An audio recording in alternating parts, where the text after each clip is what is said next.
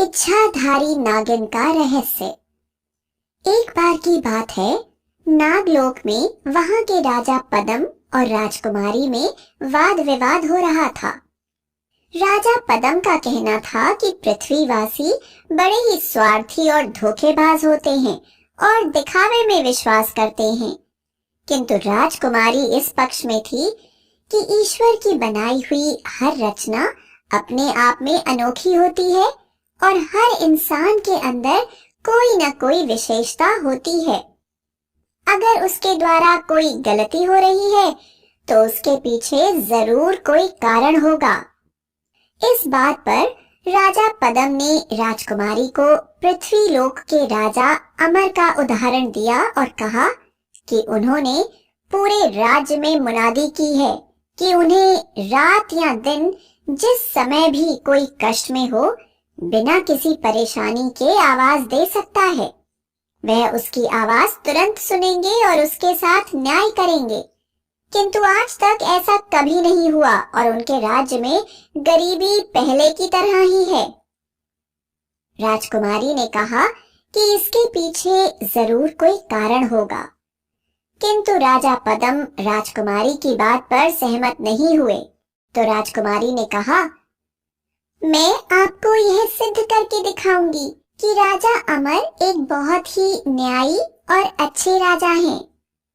उसके बाद वह पृथ्वीलोक जाने के लिए तैयार हो गई, किंतु राजा पद्म यह नहीं चाहते थे कि राजकुमारी पृथ्वीलोक जाए, क्योंकि उन्हें पृथ्वीवासियों पर बिल्कुल भी विश्वास नहीं था।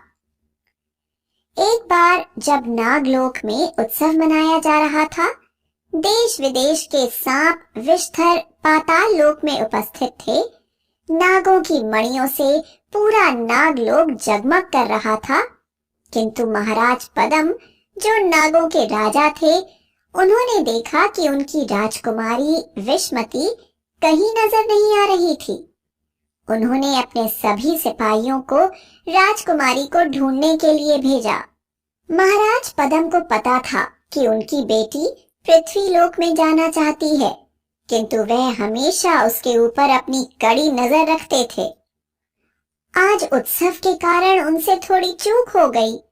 उन्हें पता था कि इसका फायदा उठाकर विषमती जरूर पृथ्वीलोक चली गई होगी।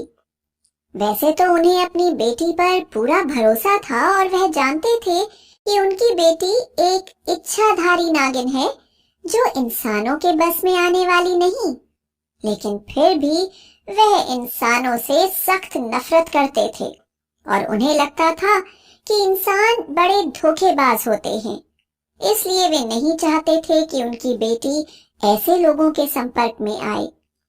किंतु अब कुछ किया नहीं जा सकता था, क्योंकि राजकुमारी नागलोक में नहीं थी और यह पूरी तरह से पक्का हो गया था कि वह पृथ्वीलोक की ओर प्रस्थान कर चुकी है।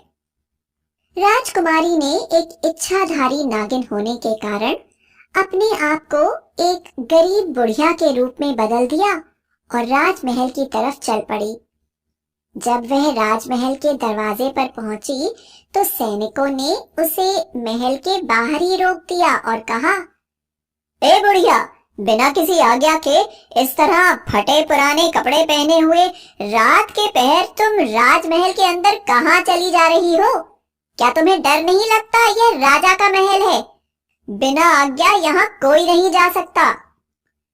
बुढ़िया के रूप में राजकुमारी बोली, अरे बेटा, मैंने सुना है इस राज्य के राजा बड़े ही दयालु हैं और वह रात और दिन अमीर और गरीब का भेद नहीं करते।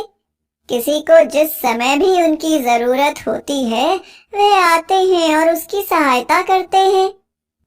सैनिक बोला, यह बात सच है, किंतु पहले तुम्हें एक वादा करना होगा। महाराज से मिलने वाले इनाम या सहायता का आधा हिस्सा तुम हम सैनिकों को दोगी, तो हम महाराज को तुम्हारा संदेश पहुंचा देंगे।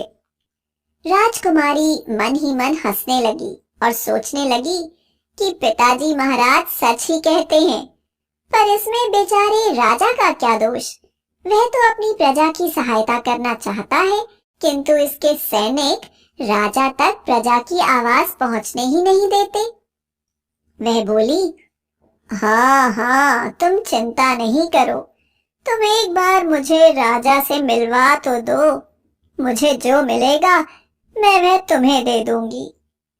सैनिकों ने एक दूसरे से सलाह करी और फिर राजा तक इस बुढ़िया की आवाज पहुंचा दी।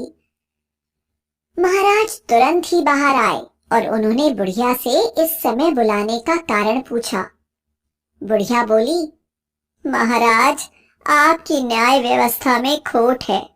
आपने सिर्फ दिखावे के लिए यह व्यवस्था की है कि आपसे कोई कभी भी मिल सकता है, किंतु आपके सैनिक किसी दुखियारी को आपके साथ बात नहीं करने देते और आपके द्वारा दिए गए इनाम के हिस्से भी मांगते हैं।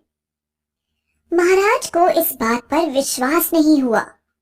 बुढ़िया बोली, ठीक है महाराज, आप मुझे कोड़े मारने की सजा दे दीजिए। मैं यह सजा आपके सैनिकों के साथ बांटूंगी और आपको मेरी बात पर स्वयं ही विश्वास हो जाएगा। महाराज ने वैसा ही किया और जब वह बुढ़िया के पीछे पीछे गए तो उन्होंने देखा कि सचमुच उनके सैनिक बुढ़िया से इनाम में मिला हुआ हिस्सा मांग रहे थे और बुढ़िया ने कोड़ों की सजा को उनसे बांटने के लिए कहा, जिसे सुनकर उन्होंने बुढ़िया को वहां से डांट कर भगा दिया। महाराज उस समय तो कुछ नहीं बोले, किंतु सुबह होते ही उन्होंने सैनिकों को बुलाया और हर सैनिक को 40-40 कोड़े लगाने की सजा दी और अपराध पूछने पर उन्होंने रात की हुई पूरी घटना उन्हें बता दी और कहा कि वह फिर से उस बुढ़िया को आदर सहित महल में लाएं। बुढ़िया सैनिकों को बहुत ढूंढने पर भी नहीं मिली, किंतु रात होने पर महल के दरवाजे पर फिर से एक दुखी औरत आ गई और राजा से मिलने के बारे में सैनिकों से आग्रह करने लगी। सैनिकों ने फिर वही पुराना काम किया और उससे इनाम में हिस्सा मांगा। राजा से मिलने पर उस दुखी औरत ने राजा को फिर से पूरी बात बताई और अगले दिन राजा ने फिर सैनिकों को 40-40 कोड़े लगाने की सजा दी और उस दुखी औरत को ढूंढ कर लाने को कहा। सैनिकों ने पूरा नगर ढूंढ लिया, लेकिन वह औरत उन्हें नहीं मिली। रात में फिर ठीक उसी समय एक लकड़हारा राजा से मिलने की गुहार करने लगा। इतने कोड़े खाने के बाद अब सैनिकों में इतनी हिम्मत नहीं थी कि फिर से उससे इनाम में हिस्सा मांगते, इसलिए उन्होंने श्रद्धा पूर्वक उस लकड़हारे को राजा से मिलवा दिया और राजा के द्वारा पूछने पर उसने बताया कि अब आपके सैनिक पूरी तरह से ईमानदार हो गए हैं, अब आपको घबराने की कोई जरूरत नहीं है। और ऐसा कहकर वह वहां से वापस चला गया।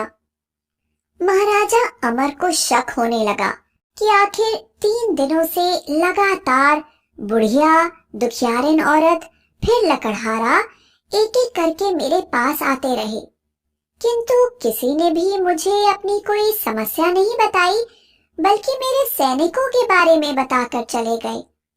आखिर वे कौन थे जो ढूंढने पर भी कहीं नहीं मिल रहे? मुझे ऐसा लगता है कि जरूर मेरी सहायता करने के लिए कोई यहाँ पर आया है। अगले दिन महाराज शिकार के लिए जा रहे थे कि अचानक उन्होंने देखा कि एक खतरनाक काला नाग उनका पीछा कर रहा है। महाराज का निशाना बड़ा ही अचूक था। उन्होंने नाग के ऊपर निशाना साधा और अपना तीर चला दिया। उनका तीर निशाने पर लगा, किंतु तुरंत ही चमत्कार हो गया और नाग एक बड़ी ही सुंदर लड़की के रूप में बदल गया। महाराज तुरंत उसके पास पहुंचे और उसका सौंदर्य देखकर हैरान रह गए। उन्होंने कहा, तुम कौन हो और पृथ्वीलोक पर क्या कर रही हो? राजकुमारी विष्मति ने अपने आने का कारण महाराज को बताया और बताया कि किस तरह से अपने पिता के साथ वाद विवाद के कारण यह सिद्ध करने के लिए कि पृथ्वीवासी सभी लोग बुरे नहीं होते। मैं पृथ्वी पर आई थी। उसने कहा, मैंने सुना था कि आप एक बहुत ही बड़े शिकारी भी हैं और आपका निशाना अचूक है। आपकी यह कला देखने के लिए मैं आपके पीछे पीछे आ रही थी और आपका निशाना सीधा मेरे ऊपर ही लग गया। अब मेरी आपसे यह प्रार्थना है कि आप मुझे सीधे मेरे पिता के पास पहुंचा दें। वे मेरे लिए बहुत चिंतित होंगे। साथ ही मैं अपने पिता को यह भी बता पाऊंगी कि मैं आपके बारे में जो सोचती हूँ वही सच है और मेरे पिताजी ने आपके और बाकी इंसानों के बारे में अपनी जो राय बनाई है वह उचित नहीं है। महाराजा ने विषमती को इलाज के लिए तुरंत राज्य वैद्य के पास भेजा और राज्य वैद्य की जड़ी बूटियों से और महाराज की सेवा से वह जल्दी ही ठीक हो गई। और उसके बाद महाराज उन्हें लेकर स्वयं नागलोक गए और उन्होंने महाराजा पद्म से राजकुमारी का हाथ मांगा। राजकुमारी ने महाराज पद्म को सारी घटना बताई और बताया कि किस प्रकार महाराज ने उनकी देखभाल की, जिसके कारण वह आज जीवित हैं। इंसानों के बारे में महाराज पद्म की राय पूरी तरह बदल गई और उन्होंने खुशी खुशी राजा अमर को विवाह के लिए अनुमति दे दी और महाराज अमर राजकुमारी से विवाह करके आराम से अपना जीवन बिताने लगे।